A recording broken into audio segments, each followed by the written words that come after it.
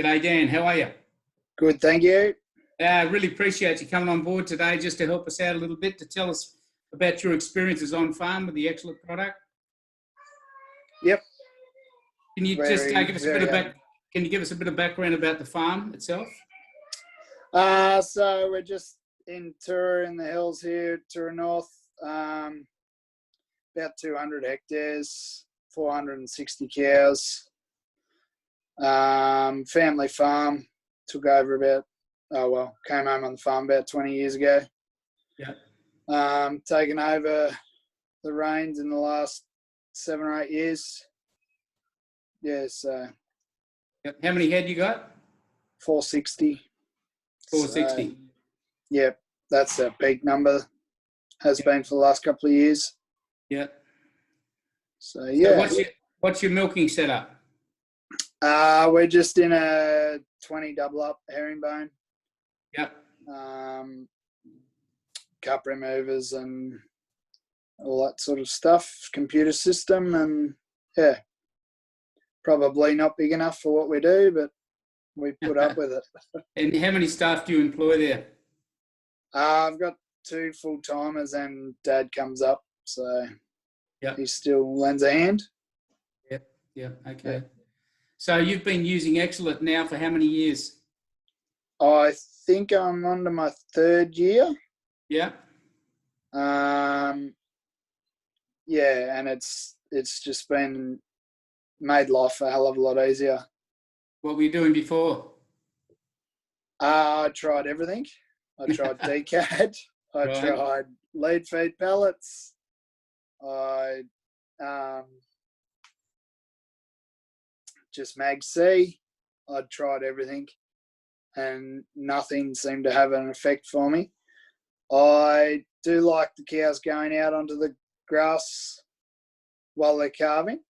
Yes. And we always used to restrict them a lot while we're calving, but now I've just found I can feed them grass and not have to worry about it. It's a bit of a bonus, isn't it? Yeah. Takes a lot of those problems out. So you can maybe expand on some of the problems you were experiencing before Excellent? So the first year I used it, I went from somewhere between 45 to 50 cases of milk fever down to 5 cases of milk fever. This is out of how many cows, roughly? About 400 plus? Yeah, roughly 400. And wow, that's clinical cases, so that's what we actually treated. How many more cases there was, how do you know? It's really, hard to judge. So you're telling me you had that high level of cases even when you were using elite feed like DCAD and so forth? Yep, definitely. And so the whole concept of how you're managing it using Excellent now in relation to the old way with DCAD, some of the issues are obviously labour. What sort of labour was involved compared to the two? You'd constantly be going down the paddock and finding cows out with milk fever, so you'd chase the herd home, and then someone would have to leave the dairy and go back and sort out that cow, and then possibly even stand her up, and then who knows, you might even lose it. I can remember cows going out and falling down in the laneway and then losing with black mastitis and that sort of thing. Yeah. It was pretty labour intensive. We're now not having the 5 packs that I used in that case 2 years ago. The cows were only wobbly. They weren't down and out. I haven't, since using Excellent, I haven't had a cow down and out. So it's fixed the problem. So, so you're telling me that you still got about 4 or 5 cases last year, is that right? Yeah. What would you put that down to? Possibly not being on the Excellent long enough. Okay. It's very hard to judge 15 days before they're going to calve. Yeah. 14, 15 days. So, you sort of get them onto it on their 15 days from calving, but whether they do actually calve in the next 2 days or 3 days or 5 days. Yep. Yeah. So it's pretty important to try and get that calving date close as you can, isn't it? As close as you can, yeah. And all ours is all on the computer and stuff, but it short gestation bulls and stuff like that, I guess, is probably another thing. Sort of makes it a bit difficult. And tell me about how you're feeding Excellent. Well, we just simply run the Springer herd through the dairy in the morning after the main herd's gone through. We give them the milker ration and we tip it on top. And I haven't had any dramas with them eating it. They eat it all up. They actually lick it all up. There's nothing left. Right. And yeah, I haven't found a cow that hasn't eaten it yet. That's good news because it's a neutral taste compared to the bitterness of the DCAD product. Yes. Often they reject it, don't they? Yeah. Yeah. It was very difficult to get them onto the lead feed pallet, let alone trying to actually make sure each individual cow had it, because no one wants to bucket in enough lead feed in the shed to do a full shed, especially when you've got 100 cows in the Springer herd. It's just simple. Just walk along with a 20-litre bucket and tip it on top, and away you go. And the key is to stop using Excellent once she starts lactating, correct? Yeah. That's pretty easy. They switch over herds. That's right, but it's important to make that point. Yeah. Yeah, okay. And so you found palatability good. What about the forage that you used to have to use and how you manage that forage with a DCAD system as against simply letting them out to pasture?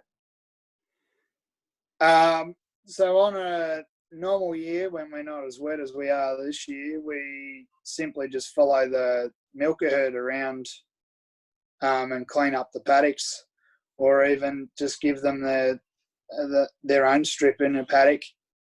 I've found not only the cows come onto their milk better with more grass, but the calves are coming in a lot healthier because they're calving in a fresh paddock as such, where before they were sort of calving in the mud because you kept them restricted so much. So yeah, it's sort of been a win-win. Yeah. And Dan, were you using many of those 4-in-1 bags to get them up and stuff in the past? Yes, we were. So I worked out we used about roughly about 90 to 100 the year before I started Excellent, which would roughly convert back to about 45 to 50 cases of milk fever, of actual down cows that I would have given 2 packs to, compared to the first year I only used 5 packs using Excellent. Reducing costs there, hasn't it? Yeah, that's a fair cost. Reduce, and then not losing cows and that sort of thing. It's made a big difference. That's great. There's a real confidence factor, isn't there, in knowing that the product will work for you? Is that making any difference to you from a confidence perspective? Yeah, it does. It makes me a lot more confident sending the cows down the paddock.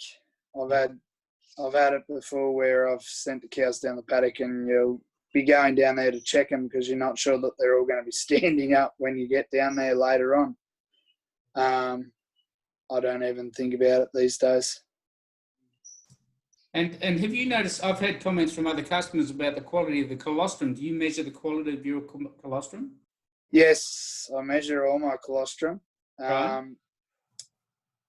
I couldn't really say that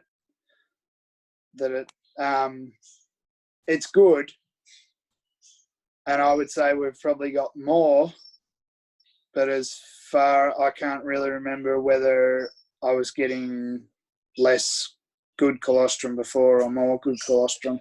I Yeah. reckon we're getting more because they're eating more grass, so they're producing more milk when they calve. Yep.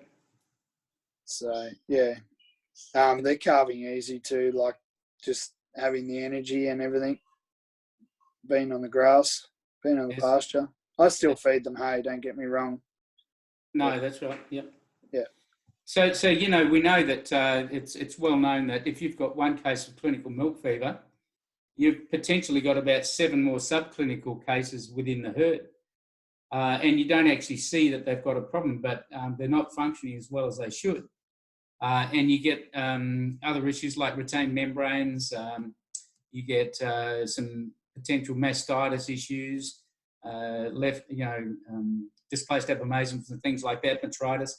Have you noticed any improvement in those sort of subclinical areas? Yep, the RFMs have definitely dropped by a lot. The mastitis, yeah, I always teat seal. That's sort of one of my issues at the moment. It hasn't, yeah, it's good. The LDAs, not so much, because they're already on the grass. So that seems to have, I probably had 4 or 5 where now I only have 2 or 3. Yeah. So everything in a whole has dropped. I would say that, yeah, the whole vet bill has possibly dropped as well. Just, yeah, it's made everything. The cows are a lot healthier. Put it that way. That's great. Yeah. Yep, that's good feedback. So let's talk. Well, what about your somatic cell counts? Are you finding that your somatic cell counts are pretty good? Yes. Yep. Definitely the bulk, yeah, is down a lot. So Good. it's been good. It all comes down to good immunity within the animal too, eh? Yeah. And it's Because made that's what we're focusing on. Yeah, that's right. And what about once they start coming on milk? You've had a couple of years at it now. Have you noticed any improvements in those areas from milk production at all? The production, yeah, it's especially at the start of the season, the cows are coming on their milk really, really well. Already been on the pasture. Yep. It's just keeping the feed up to them, and yeah, they're just ready to go. It's been really good with that part of it. Yeah, you're not changing them from a decad diet to pasture based. They're already on the pasture and they're already steaming. So yeah, milk is going great. That's good. And what about on the fertility side? You've got any comments on that? Improved at all, or any issues there? It hasn't. Ours hasn't changed in the whole 18 years I've been here. Right. I was hoping that it was going to make a difference. Yeah. But probably too early to really, like, it hasn't made a difference in those first years. I'd like to use it a few more years and see how we go there. Yeah, right. No, that's right. And, when you first came onto the product, started using the product, you had expectations, basically, I think, that you would improve or get rid of, if you like, a lot of those clinical cases. I assume that's one of the reasons, the main reason you came on board, right? That's right. Okay. Right. Were there any surprises along the way to say, well, hang on, this is also giving me this, it's giving me that, it's giving me this? Are there any real nice little surprises in there as well? Benefits?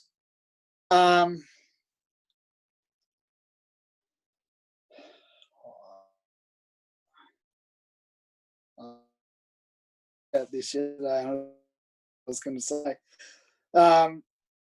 it's just made life easier. That's for sure. Like you're not losing those odd.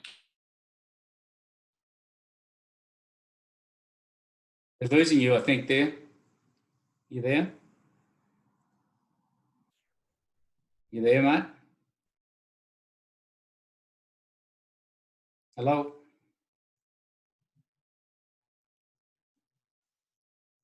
You there, Dan?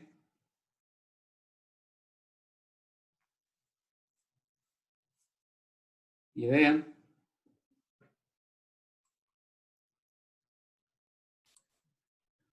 You back? There we go. Yeah. Thanks, mate. We just lost you there for a minute, but that's all right. That's the part and parcel of the NBN non-networks that we have in Australia. Anyway, look, we'll just finish up with one more question. So I'm assuming you'll continue to use Excellent? Yes, will do. Yep, definitely. That's good. What would you say to anybody out there that's thinking about trying Excellent on their farm? Definitely worth giving a go. It's made managing the Springer herd a lot easier. It's reduced labour basically by you're not going down the paddock picking cows up with milk fever and that sort of thing. It's made my life so much easier. I would recommend it to anyone, and I have been recommending it. So that's great. That's great, Dan. Hey, listen, thanks very much for your input. It's very valuable to us. As you know, it's relatively new to the market. It's only really been going for 3 or 4 years now. But the product, you're one of the early farms that picked the product up and tried it out. And so we just want to thank you for that. Yep. No worries. You, mate. Have a great day. I hope it gets a bit dry for you. Yeah, let's hope so. Thanks. Yeah. See you, Dan. Bye. Catch up. Bye.